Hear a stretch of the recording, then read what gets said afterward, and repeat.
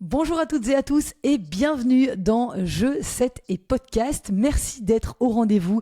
C'est toujours un réel plaisir de vous retrouver.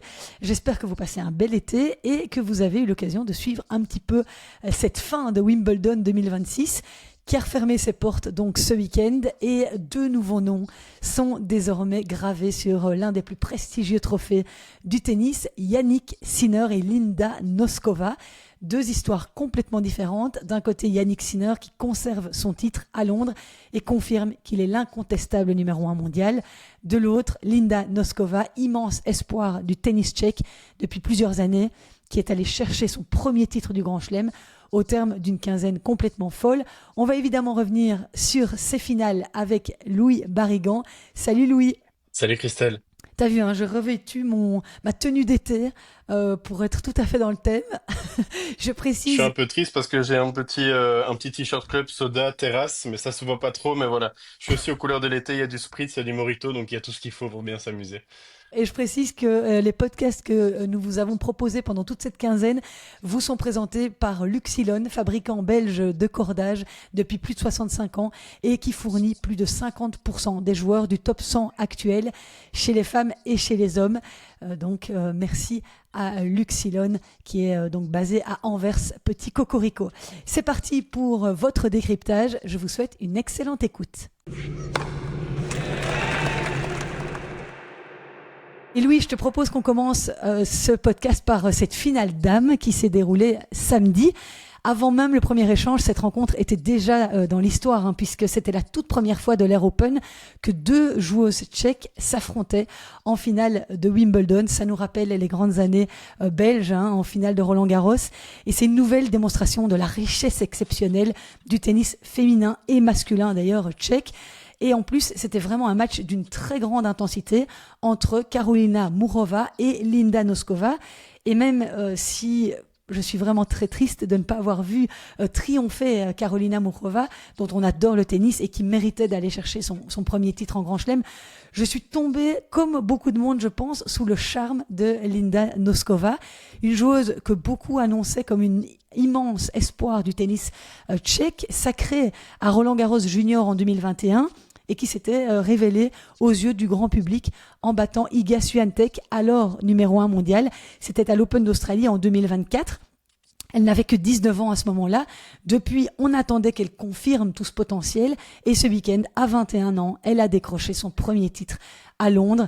Et avant de revenir sur le fil de cette finale, parlons d'abord de cette cérémonie, hein, de remise des trophées, parce que l'émotion qui s'est emparée du center court était à la hauteur du scénario de cette finale. Qui n'a pas pleuré pendant cette cérémonie? Je te pose la question, toi qui es un homme. Non, oui, c'est clair. C'est dur d'être insensible devant ce qui se passait. Évidemment, le scénario du match a fait aussi qu'il y a eu tellement de rebondissements qu'elle s'est peut-être vue perdre aussi à un moment, Linda Noskova. Et puis, extrêmement compliqué de ne pas penser à sa maman qui est décédée 2 ans auparavant, avant son entrée en lice dans le tableau principal de Wimbledon. Elle devait affronter voilà, Sarah Errani, et elle a perdu sa maman juste avant. Donc forcément, il y a eu une grosse pensée pour sa maman au moment de la remise des trophées. Donc un match vraiment à sensation forte, et pour elle, ça devait vraiment être aussi compliqué dans la tête.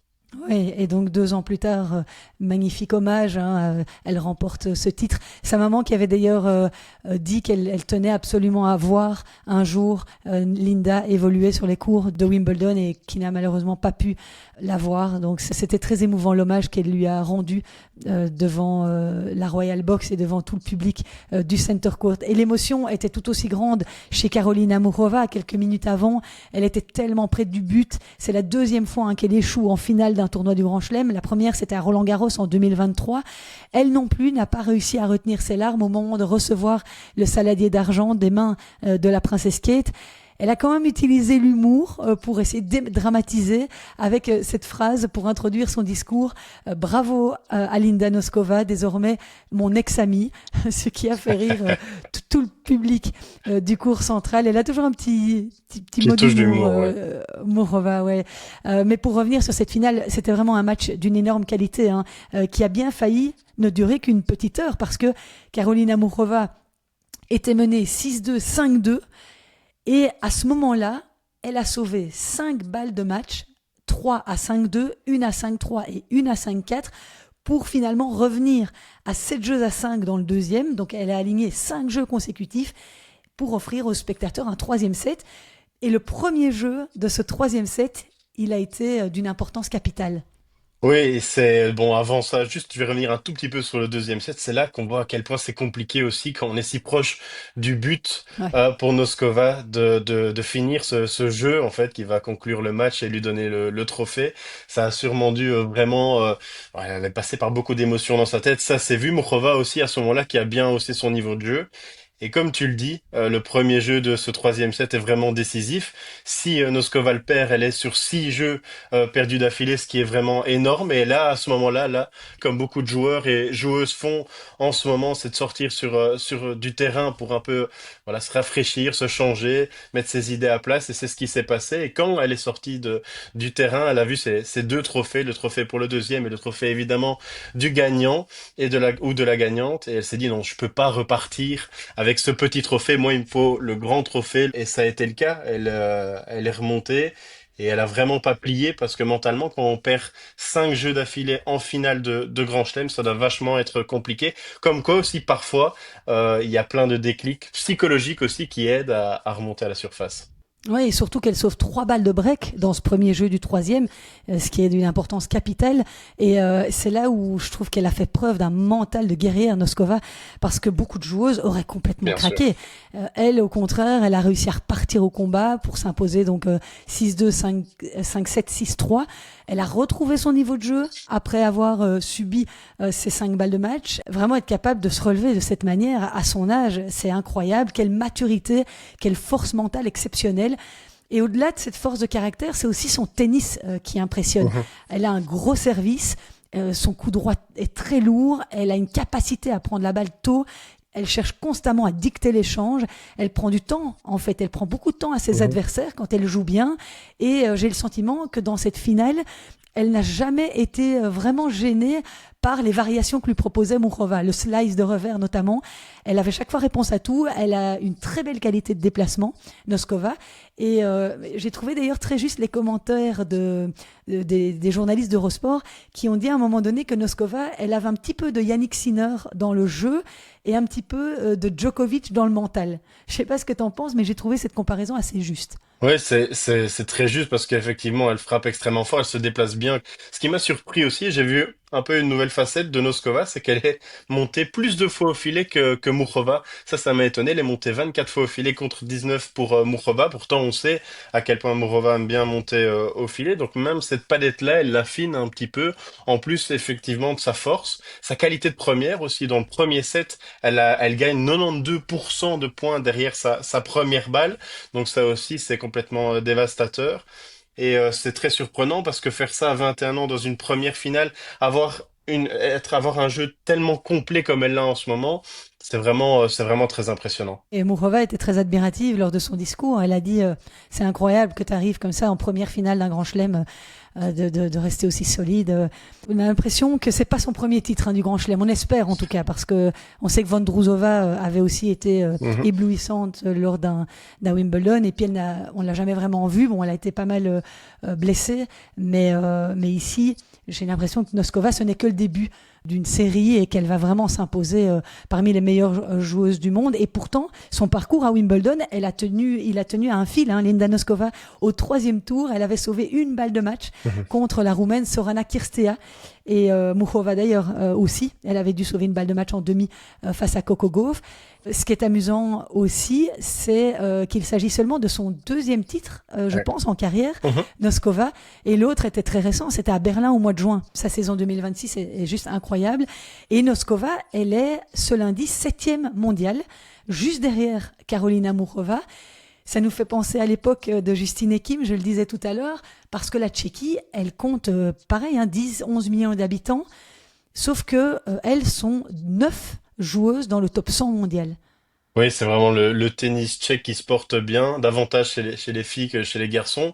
Ils ont créé là-bas 2 énormes centres qui attire vraiment en fait toutes les jeunes filles qui veulent faire du sport. C'est vraiment le sport principal là-bas en Tchéquie, c'est le tennis. Ils ont fait ça avec des gros coups marketing et une très très bonne communication.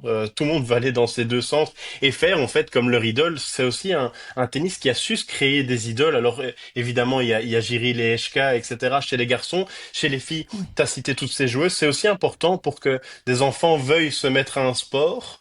C'est d'avoir des idoles et des exemples. C'est ce qu'ils ont réussi à créer, en tout cas en Tchéquie, qui est un pays en fait pas plus grand que le nôtre en termes d'habitants. Oui, je ne les avais pas encore cités, mais il y a donc Bouskova, Krejcikova, Siniakova, Bejlek, Bartunkova, Valentova et Pliskova, toutes les joueuses dans le top 100 mondial. Et chez les hommes, oui, moi je trouve qu'ils sont tout aussi compétitifs, hein. Il y a Jiri Lechka, 12e mondial, Jakub Mensik, 19e, Thomas Marac, 53e, Vit Kopriva.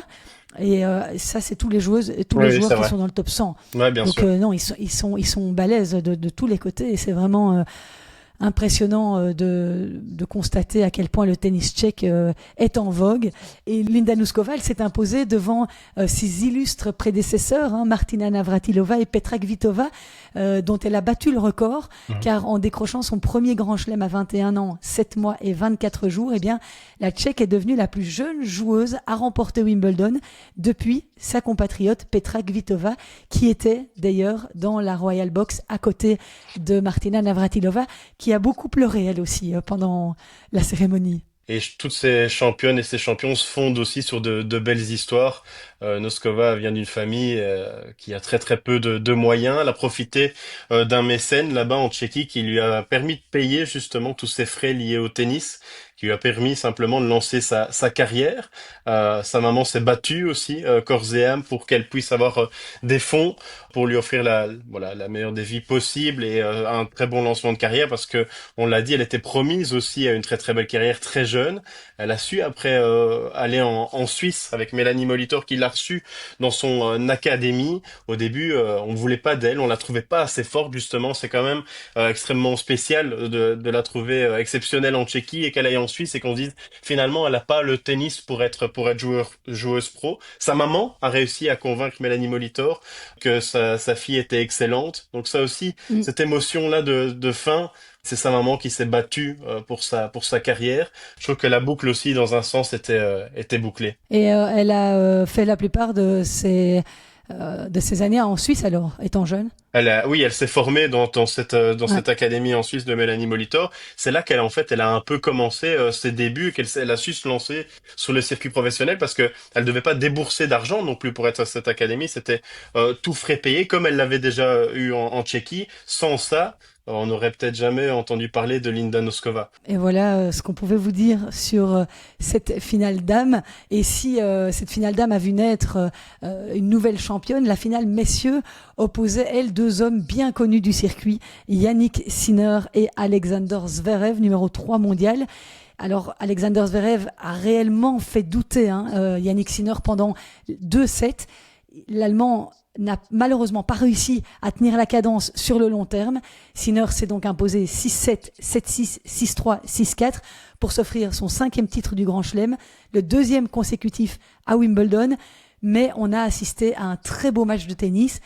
C'était juste de trop pour Zverev de tenir à ce niveau-là pendant 4-5 7.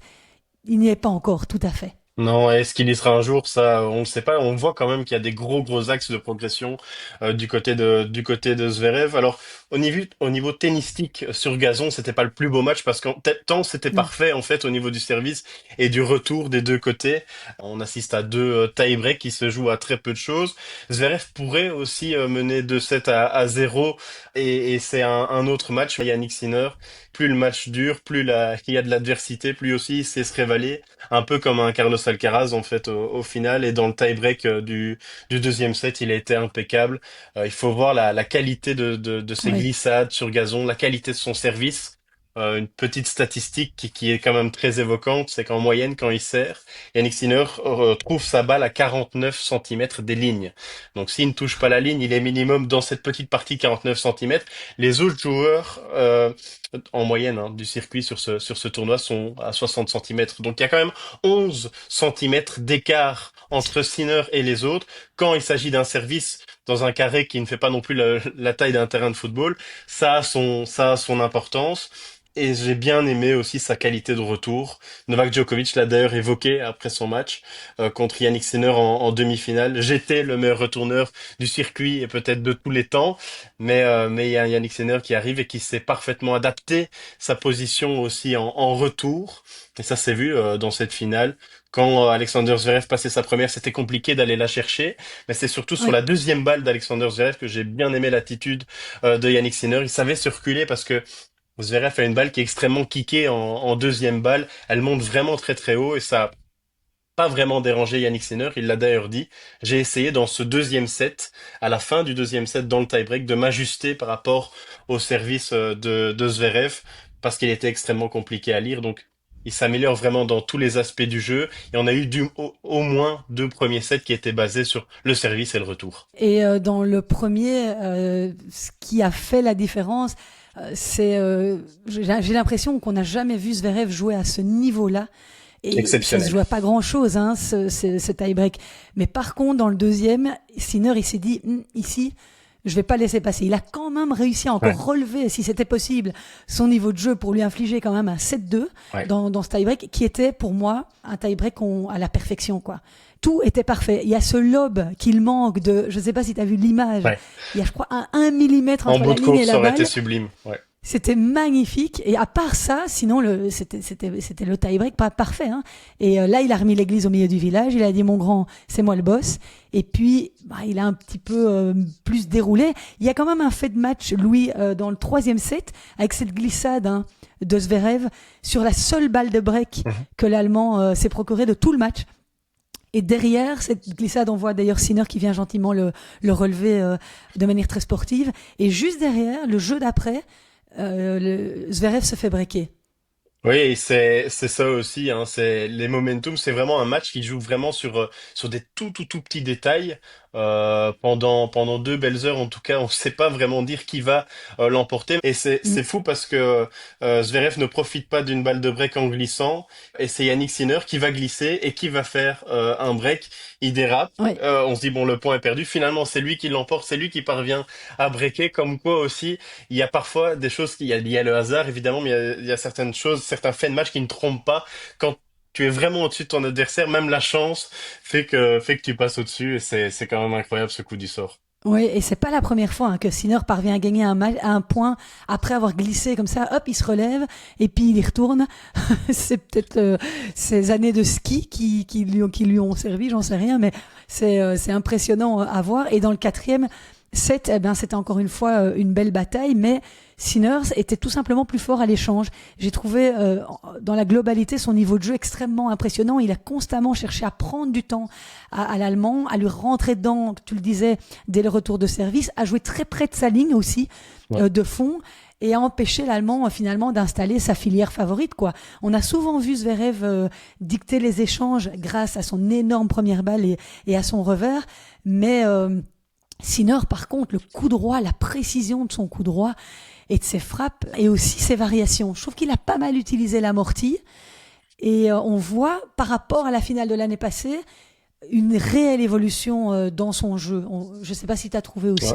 Ouais, bien sûr, et forcément, il a aussi cette facilité en coup droit grâce à sa première balle, et tous ses coups qui suivent sont grâce à sa première balle quand elle revient dans le terrain. Ses amortis sont Mhm. pas toutes bien touchées, c'est pas Carlos Alcaraz, Alcaraz. mais il tente en tout cas ses amortis, ce qu'il n'aurait peut-être pas osé avant. Ça veut dire aussi qu'il est confortable dans le match, qu'il se sent bien. La petite interrogation qu'on pouvait éventuellement avoir, c'était physiquement. Yannick Oui, Sinner, est-ce que voilà, c'est vrai que on est sur gazon, donc sur gazon c'est quand même plus facile. Il n'y avait pas cette chaleur aussi comme on a pu le voir à Roland-Garros. Il n'y a pas aussi cette difficulté du terrain qui est la terre battue, donc c'est plus simple.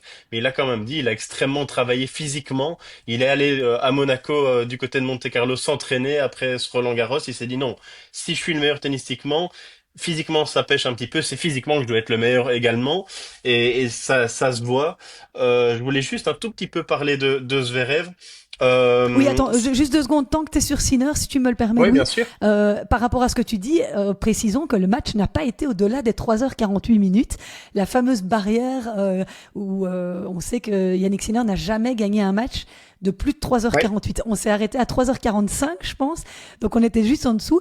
Et c'est vrai qu'il faisait moins chaud, évidemment, que ce qu'on a connu à Roland, mais on était quand même au-dessus des 30 degrés. Donc effectivement, physiquement, il avait là quand même l'air d'être nettement mieux, hein. Oui, je pense qu'il était vraiment frais. Ça se voyait sur le terrain et puis même il dégageait une certaine confiance. Euh, Oui, quand Sinner est un peu moins bien, ça se remarque sur le terrain directement à sa tête. Même, on le oui, voit, il est extrêmement rouge, il regarde un petit peu partout, il se penche souvent sur ses chaussettes. Là, c'était vraiment pas le pas le cas. cas. Je l'ai trouvé en tout cas toujours extrêmement bien. Et à contrario, il faut quand même en parler. C'est vrai qu'on en parle très peu, et même globalement dans les commentaires. Zverev vit quand même avec un diabète. Il a toujours quand même un double combat, quoi qu'on dise, quand il commence son match, c'est la difficulté évidemment de l'adversaire, de vivre avec son Oui, oui, diabète bien quand il sûr. joue. Et ça, il faut quand même toujours le préciser. Il évolue à un niveau qui est terrible en ce moment.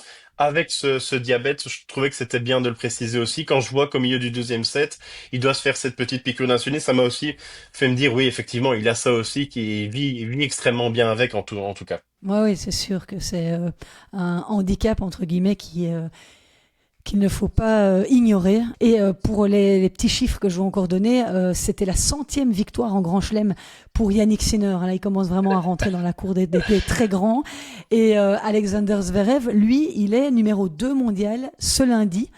D'ailleurs, ça m'a fait sourire parce que Yannick Sinner a voulu être très sympathique lors de la cérémonie de remise des trophées et il lui a dit à un moment donné t'inquiète pas, tu seras aussi numéro 1 mondial peut-être un jour. Zverev était mort de rire d'un air de dire oui mon grand, tant que t'es là, je pense pas que j'y arriverai. Mais c'était un bon moment quoi. Oui, c'est souvent, mais je pense qu'ils s'apprécient énormément tous les deux. En plus, ils s'entendent très bien. Ça doit quand même être une énorme satisfaction pour Zverev d'être numéro 2 mondial, quoi qu'il arrive. Il a profité évidemment de cette blessure qu'a Carlos Alcaraz, qui nous a d'ailleurs donné un petit peu de nouvelles. Ça semble commencer à aller un petit peu Oui, mieux. Donc ça, c'est un oui, peu rassurant, mais mais il sera pas à Montréal, il sera à pas Cincinnati, à Cincinnati. c'est compliqué parce que quand on voit aussi les petites vidéos qu'il nous met sur les réseaux sociaux, il en est vraiment au tout début de sa réhabilitation, pardon, parce que il commence à taper la balle, il sert pas, il touche pas la balle. Quand il Non, s'entraîne au service, il la laisse rebondir. Donc c'est aussi un peu inquiétant. Est-ce qu'il sera prêt même jusqu'à être en forme pour l'US Open? Sincèrement, j'en suis pas certain. non, Donc, Zverev a profité aussi de ce que vit Carlos Alcaraz en ce moment, c'est la difficulté du sport, et on lui a posé la ouais. question en conférence de presse après cette finale. Est-ce que tu penses que tu vas pouvoir former ce Big Three avec Sinner et Carlos Alcaraz? Et il répond aux journalistes en lui disant qu'en fait, il y a un Big Three, et il fait partie de ce Big Three, mais il est juste loin des deux premiers. Mais effectivement, c'est vraiment le troisième. Il y a les deux premiers, Sinner, Alcaraz, un grand gouffre, Zverev, et quand même un beau petit gouffre, et les autres qui Ouais. suivent. Donc, il se trompe pas en disant Big Three, on peut le comprendre, surtout maintenant quand il sort d'une victoire à Roland-Garros et d'une finale à Wimbledon. Faut aussi le rappeler, il n'avait jamais fait mieux qu'un huitième de finale à Wimbledon. Ici, il se hisse en Oui. finale directement, donc c'est quand même que des gros axes de progression pour Zverev. Et je vais juste terminer sur Yannick Sinner pour conclure. La résilience de Yannick Sinner, il faut quand même aussi en parler. Oui, Il connaît une déconvenue à l'Australian Open, il remporte tous les Masters 1000 qui suivent quasiment sans perdre de set et en étant héroïque. Il a quand même une très grosse déconvenue également du côté de Roland-Garros. On y était, c'était compliqué à voir, et il enchaîne en gagnant Wimbledon.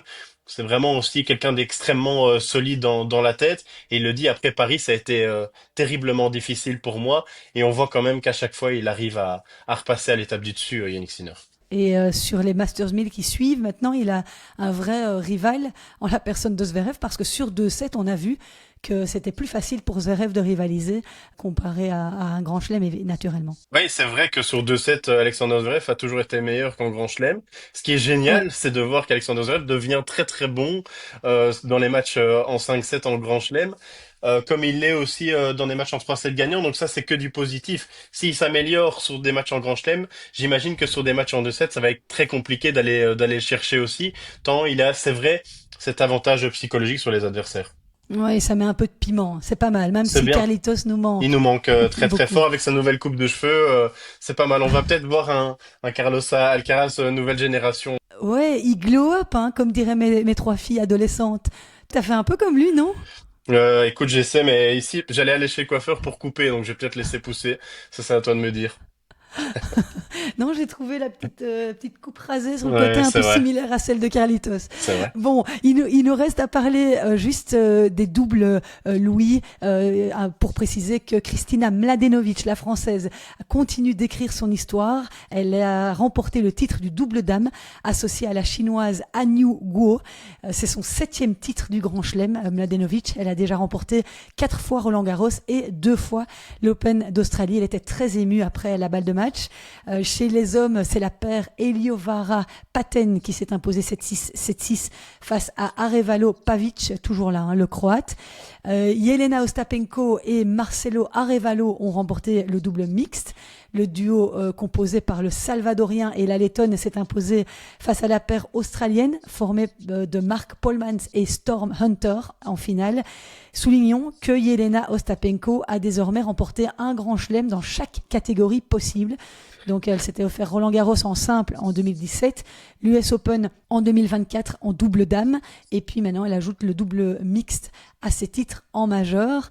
Et puis précisons aussi que en fauteuil, eh bien c'est Tokito Oda qui a battu Alfie Hewitt Légende. 6-1, 6-1, incroyable. Il a également marqué son 6e titre consécutif en simple dans un tournoi du Grand Chelem. D'ailleurs, il ne lui manque qu'un trophée pour réaliser le Grand Chelem sur une année civile. Donc, il est en train de marquer l'histoire Tokito Oda. Et en simple dame, une autre japonaise a impressionné, c'est Yui Kamiji. Elle a battu Dide de Groot, pourtant solide dans la discipline. Figure-toi, sur le score de 6-0, 6-0. Donc ça m'a quand même étonné Ouais.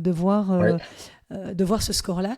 Et alors du côté des juniors, eh bien là, figure-toi que le fils de Lleyton Hewitt était en finale contre l'Américain Jordan Lee et il a finalement perdu 7-5 au 3e, mais donc futur champion s'il confirme, hein, Cruz Hewitt.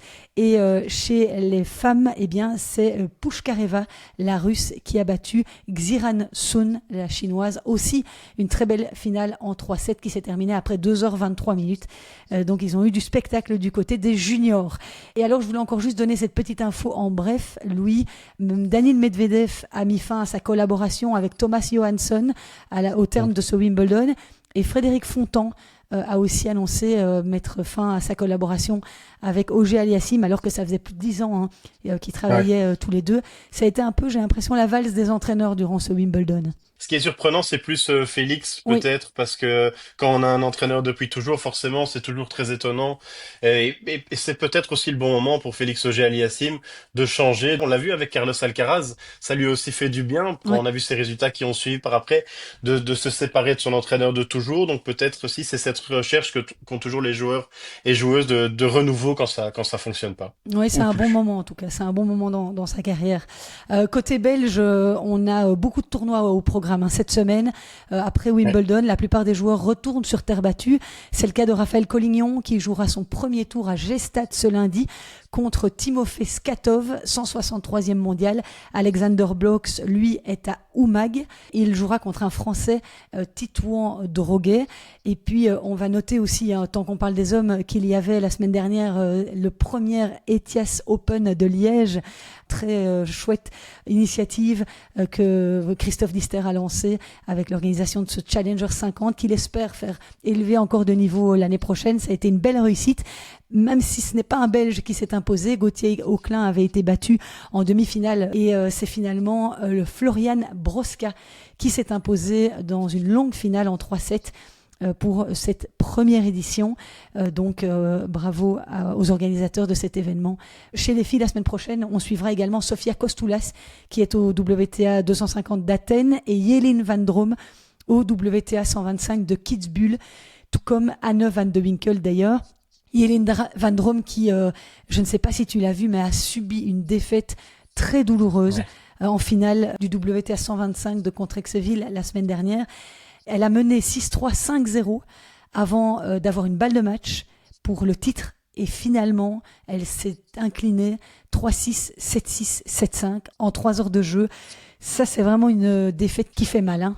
Des défaites qui font mal, elle pourra peut-être en parler aussi avec Zizou Bergs. Ouais. Ils ont vécu des choses qui étaient plus ou moins similaires en tout cas. Donc ça fait mal et c'est aussi ce qui fait parfois remonter vraiment fort la pente. C'est bien aussi d'avoir des petites claques, si j'ose dire, comme ça dans le tennis, dans sa carrière. C'est l'expérience, c'est ce qui forge aussi un mental d'acier. Ouais. Parfois, la défaite peut effectivement, comme tu le dis, faire rebondir et progresser plus vite. C'est ce que Thibaut Courtois d'ailleurs disait de notre cher Lamens, qui a sans doute subi la plus douloureuse défaite de sa carrière avec ce petit, on va Ouais. l'appeler comment, cette petite bourde en quart de finale. On essaie de l'oublier, mais on a un peu du mal quand même. Elle va avoir du mal à dormir pendant 2, 3 jours et ça va être peut-être compliqué. La Mens, lui, ça va peut-être durer davantage longtemps quand on fait perdre son équipe sur une faute de main. On peut pas lui en vouloir, mais c'est comme ça, c'est la difficulté du sport. Ouais. Mais c'est vrai que c'est connu hein, que les sportifs qui connaissent des énormes déconvenues comme ça mettent plusieurs semaines avant de s'en remettre. J'ai jamais connu ça, mais voilà, c'est les anciennes légendes qui le racontent. C'est toujours compliqué. Et je voulais juste ajouter un dernier petit mot, un joueur que j'ai adoré, qui était très très bon sur gazon, qui est espagnol, c'est Roberto Bautista Agut qui arrête sa carrière dans le plus grand anonymat. Je pense il faisait une exhibition, un tout petit tournoi complètement perdu. Il a annoncé qu'il arrêtait sa carrière.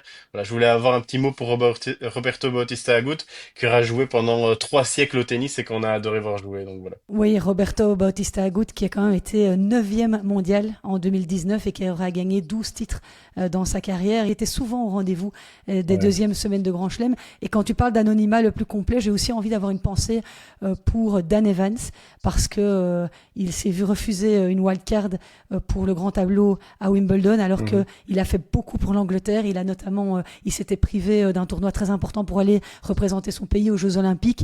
On sait qu'il a des liens avec la Belgique parce qu'il a été entraîné par Julien Forlin longtemps dans sa carrière. Et voilà, moi ça m'a fait vraiment de la peine parce que ce joueur est quand même très talentueux, même s'il a un caractère un peu spécial. Mais Dan Evans, il est aussi parti dans l'anonymat le plus complet dans ce Wimbledon. Et je trouve ça vraiment dommage quand des fédérations de tennis puissent pas supporter leurs grands joueurs quand même, parce que Dan Evans a été, quoi qu'on en dise, un grand joueur, même si il était un peu fou sur le court et en dehors.